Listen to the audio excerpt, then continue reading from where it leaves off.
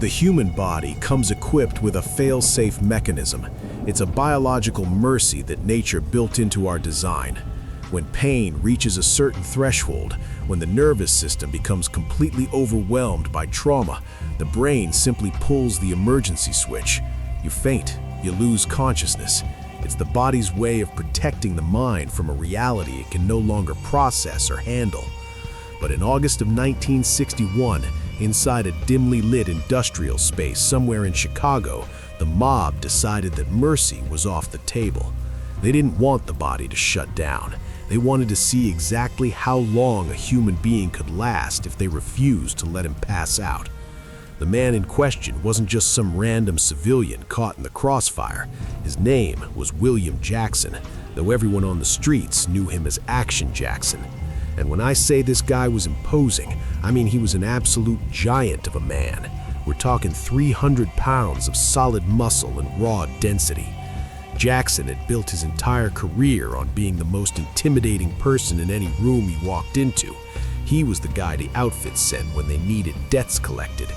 But over the course of 3 absolutely agonizing days, Jackson discovered something terrifying. He learned that physical strength means absolutely nothing when gravity itself becomes your worst enemy. He wasn't shot in some quick gangland execution. He wasn't strangled in a back alley. No, Jackson was suspended, hung by a meat hook like you'd see in a butcher shop. Then he was worked over with the kind of tools you'd find in any mechanic's garage, not on some battlefield. They kept him alive, kept him hydrated, and most horrifyingly, kept him awake, just so he could feel every single moment of what came next. When the FBI eventually found what was left of him stuffed in the trunk of a green Cadillac, even the most hardened homicide detectives in Chicago fell completely silent. They didn't just see a victim of violence, they saw a message written in flesh and bone. They saw what essentially amounted to an autopsy that had been performed on a living, breathing human being. This is the true story of how a government psychological operation went terribly, catastrophically wrong. It's the story of how the FBI played a dangerous game of poker with a man's life as the stakes, and how a loyal soldier paid the ultimate price at the hands of perhaps the most disturbed individual in the entire history of the American Mafia. Welcome to the darkest corner of the Chicago Outfit's operations. Now, to really understand the nightmare that unfolded in that basement, you first need to understand who the victim actually was. William Action Jackson was a figure who absolutely loomed large over the Chicago underworld throughout the 1950s. In a criminal world full of thin, wiry street fighters, Jackson was basically a human tank. Standing well over 6 feet tall and weighing in at a solid 300 pounds, he was what the mob referred to as a heavyweight enforcer. He wasn't the mastermind who planned elaborate heists. He wasn't the accountant who cooked the books and laundered the money. Jackson was the guy they sent when talking was over and action needed to be taken. If you owed money to the loan sharks operating on the West Side, Jackson was the knock on your door that you absolutely dreaded hearing. He didn't need to shout threats. He didn't need to wave weapons around to make his point. His sheer physical mass was the threat itself. The guy could literally fill an entire doorway. He could break bones with the same casual effort most of us use to snap a pencil in half. But here's where the irony of this story becomes almost unbearably tragic. By the twisted moral standards of the criminal underworld, Jackson was actually considered an honorable man. He operated by a code. People in that world knew him as what they called a stand-up guy. Think about that for a moment. In the absolutely treacherous waters of the outfit, where so-called friends would betray each other in a heartbeat for a lighter prison sentence, Jackson was considered solid rock. He paid his street tax on time, every time. He never skimmed or stole from the bosses above him. And most importantly in that world, he followed the golden rule of omerta. He kept his mouth absolutely shut. The guy operated in the orbit of some of the most dangerous men in criminal history, men who would end your life for looking at them the wrong way. But Jackson genuinely believed that his loyalty was his shield. He believed that if he just followed the rules, did his job efficiently, and stayed quiet, he would be protected and safe. He was wrong, dead wrong, because by 1961, loyalty in Chicago was a currency that was rapidly losing its value. The federal government was seriously ramping up its war on organized crime, and Jackson was about to discover that being the strongest, toughest guy in the room doesn't help you one bit when your enemies are fighting with psychological warfare and your supposed friends are fighting with industrial hardware. On the other side of this chessboard sat a man named William Romer, Special Agent Romer. In the entire history of the FBI, Romer is considered an absolute legend. He was the man who would eventually manage to bug the mob's headquarters. He was a relentless hunter of organized crime. But in the summer of 1961, Romer was deeply frustrated. The Chicago outfit was like an impenetrable fortress. The hierarchy was perfectly insulated from prosecution. The soldiers were incredibly disciplined. The FBI desperately needed a crack in that wall. They needed an inside source. Romer carefully surveyed the landscape of the Chicago underworld, and his eyes eventually landed on Action Jackson. From a purely strategic perspective, Jackson seemed like the perfect target for recruitment. He had direct access to the top bosses. He knew where bodies were buried, sometimes quite literally. But crucially, he wasn't what they called a made man. He hadn't been formally inducted into the Mafia, which meant he didn't have the full, supposedly untouchable protection of the commission. He was valuable to the outfit, but he was also ultimately expendable. The FBI's initial plan followed pretty standard procedure. They approached Jackson directly. They cornered him in bars, stopped him on the street. The offer was straightforward and simple. Talk to us, Bill. Give us the organizational structure. Give us names and operations. In return, we'll give you protection. We'll set you up with a completely new life somewhere far away. Most criminals, when facing serious prison time or relentless pressure from federal agents, would have crumbled pretty quickly. But not Jackson. Absolutely true to his code, he basically told Romer to go to hell. He flat out refused to become what they called a rat. In fact, Jackson was so committed to his loyalty that he went straight to his bosses and reported the entire contact. He told them directly, "The feds are putting pressure on me, but I haven't said a single word." He did exactly what a loyal soldier in that world was supposed to do. But the FBI wasn't ready or willing to take no for an answer. Agent Romer realized something calculating and cold. If he couldn't actually turn Jackson into a genuine informant, he could do something arguably much more devious. He could make it look like Jackson had already become an informant. It was an absolutely cold calculation, essentially a death sentence signed by bureaucrats in suits and ties. They decided to weaponize the Mafia's own paranoia against itself. The FBI launched what became known as a psychological operation they called the Cloud. Federal agents would deliberately park their obvious government sedans right in front of Jackson's house in broad daylight, middle of the day. They wouldn't arrest him or even approach. They would just sit there, reading newspapers, making absolutely certain that the neighbors, and more importantly, the mob's spotters, saw them. They would walk into the smoky lounges and social clubs where outfit members hung out. They would walk right past the high-ranking bosses, walk straight up to Jackson, smile warmly, pat him on the back in a friendly way, and say something like, "Good seeing you again, Bill. Thanks so much for the help." And then they would just walk out. Can you imagine the atmosphere in that room? The music stops. Every single pair of eyes belonging to killers and criminals turns to stare at Jackson. Jackson would turn pale. He would immediately shout, "He's lying! I didn't say anything! They're trying to frame me!" But in the world of the Mafia, the actual truth doesn't really matter much. Perception becomes reality. And the perception being created was that big, loyal Action Jackson had flipped and become a federal informant. The seed of doubt had been planted in fertile soil, and unfortunately for Jackson, that seed fell into perhaps the most poisonous, twisted mind in the entire city, a man named Sam DeStefano. If the Mafia was essentially a business, Sam DeStefano was the darkness that the business desperately tried to hide from public view. People called him Mad Sam, and for once in the world of exaggerated nicknames, this one was completely accurate. Sam DeStefano worked as a loan shark, but he was also a deeply disturbed individual. Even the other mob bosses, men who ended lives for a living, were genuinely uncomfortable around Sam. They eliminated people because it was occasionally necessary for business operations. Sam hurt people because he genuinely enjoyed the entire process. There are stories from the Chicago underworld that paint a picture of someone who was barely functional in normal society.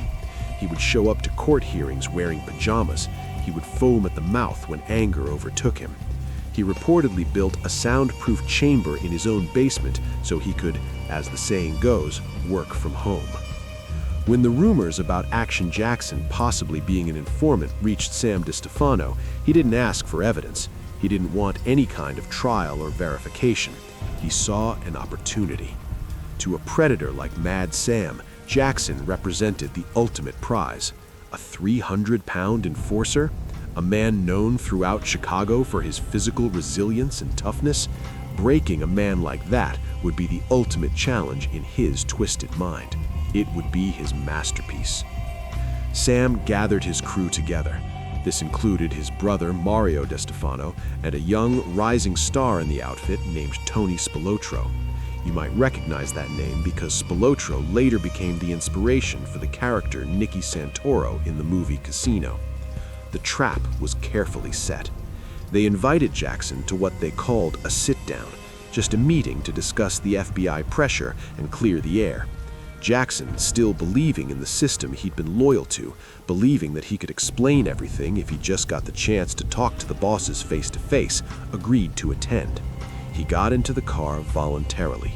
He genuinely thought he was heading to a meeting where he could clear his name and prove his loyalty. It was the last voluntary movement William Jackson would ever make in his life. They drove him to a location on the south side of Chicago. Some sources describe it as the basement of a restaurant. Others say it was an abandoned meat processing plant. What we know for certain, based on the forensic evidence that followed, is that the room had been prepared in advance. It wasn't a meeting room. It was designed as a slaughterhouse. Jackson walked in on his own feet. He never walked out. What happened over the next 72 hours has been painstakingly reconstructed by coroners, forensic experts, and later informants who eventually talked. It's a timeline of absolute human despair. The first thing they did was strip him completely. Then they introduced him to the device that would define his final 3 days on Earth, a heavy industrial meat hook.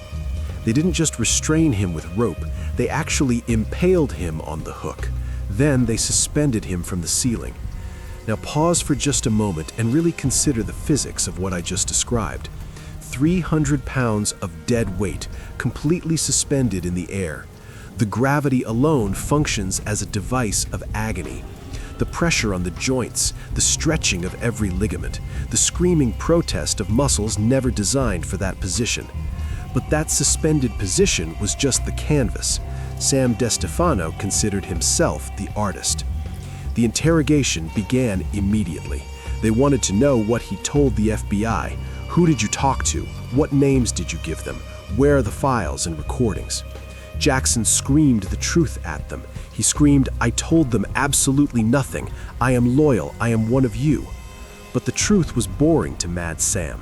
He didn't want truth or facts. He wanted a confession, real or fabricated. And when he didn't get what he wanted, he opened his toolbox. They didn't use sophisticated intelligence techniques. They used raw, brutal violence. They took baseball bats to his knees with full force.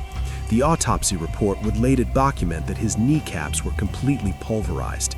It wasn't just a beating, it was systematic destruction of his ability to ever walk again, even if he somehow survived. They shattered his legs while he hung there, completely helpless. Then they introduced electricity to the equation. They brought in cattle prods, devices specifically designed to move 2,000-pound bulls with high-voltage electrical shocks. They applied these repeatedly to his skin. They used intense heat. Blowtorches designed for welding metal were turned directly onto the soles of his feet. They burned him until nerve endings were destroyed, filling that small enclosed room with an unmistakable smell. But the true genius of DeStefano's evil wasn't the violence itself, it was the pacing and rhythm. They didn't just beat him to death quickly, that would have been too fast, too merciful. They would work on him until he passed out from the sheer overwhelming agony, and then, and this is the part that haunts everyone who knows this story, they would deliberately wake him back up. They threw salt water on him to shock him conscious. They gave him water to drink. They checked his pulse carefully. They needed his heart to keep beating. They needed his brain to remain conscious and aware, because you cannot inflict suffering on someone who's unconscious or deceased. They kept him alive for 3 full days, 72 hours of darkness and pain. 72 hours of swinging slowly on that hook. Try to imagine the psychological state of William Jackson during those hours. He's in absolutely excruciating physical pain. He's surrounded by men he thought were his colleagues and friends, and he's trapped in an impossible logical paradox. The only thing they want from him is a confession, but he has absolutely nothing to confess to. He couldn't lie and make something up because they would verify it and discover it was false. He couldn't tell them the truth because they completely refused to believe the truth. He was trapped in an endless loop of suffering with absolutely no exit. He was slowly dying to protect secrets that he had never actually betrayed in the first place. His loyalty, the very thing he valued most, was the thing keeping him on that hook. By the 3rd day, the human body simply could take no more punishment. It wasn't the bat or the torch that finally ended him. It was shock and systemic failure. The biological system simply collapsed under the accumulated trauma. Fluid filled his lungs. His heart, strained far beyond any reasonable capacity, finally gave out. William Action Jackson died on that hook, an innocent man by the laws of even the criminal underworld he'd served. But the outfit wasn't finished with him yet. They had a body to dispose of. Or, more accurately, they had a message to deliver to anyone else who might be thinking of talking. Usually, the mob makes people disappear completely. They bury bodies in cornfields. They use various methods to dispose of remains. They dump them in lakes. But not this time.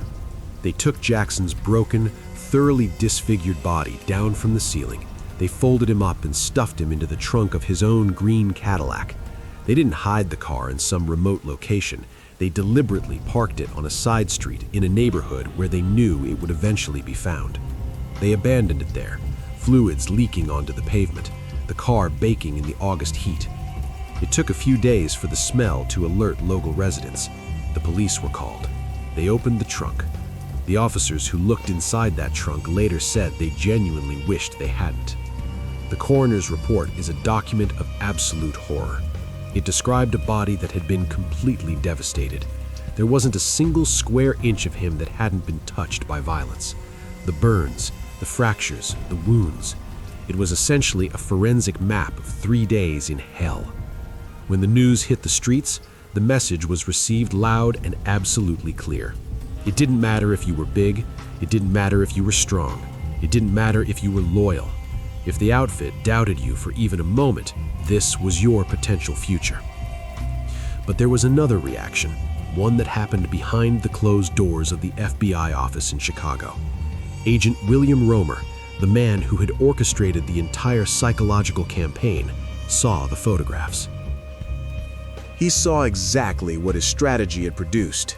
In his memoirs written years later, Romer admitted that the image of Jackson haunted him for the rest of his life. The FBI had won a tactical victory in their war against organized crime. They had successfully sown chaos and paranoia in the ranks of the mob, but the cost was the medieval-style ending of a man who, strictly speaking, hadn't actually played their game. What do you think about this? Was the FBI's tactic a justifiable act of war against dangerous criminals, or did they cross a moral line by essentially signing an innocent man's death warrant? I'd genuinely love to hear your perspective on this. The demise of Action Jackson stands as a dark monument to the absolutely ruthless nature of the Chicago outfit. It stripped away any glamour or romance from mob movies. There was no honor in that room. There was no respect among thieves. There was just a meat hook in a dark room and human cruelty. And what about Sam DeStefano, the man who held the blowtorch? His ending was somewhat fitting. The outfit eventually realized that Mad Sam was too unstable, too unpredictable even for their standards. They worried he might bring too much attention from law enforcement. So a few years later, his own partners, including Tony Spilatro, cornered him in his garage. They didn't use a meat hook.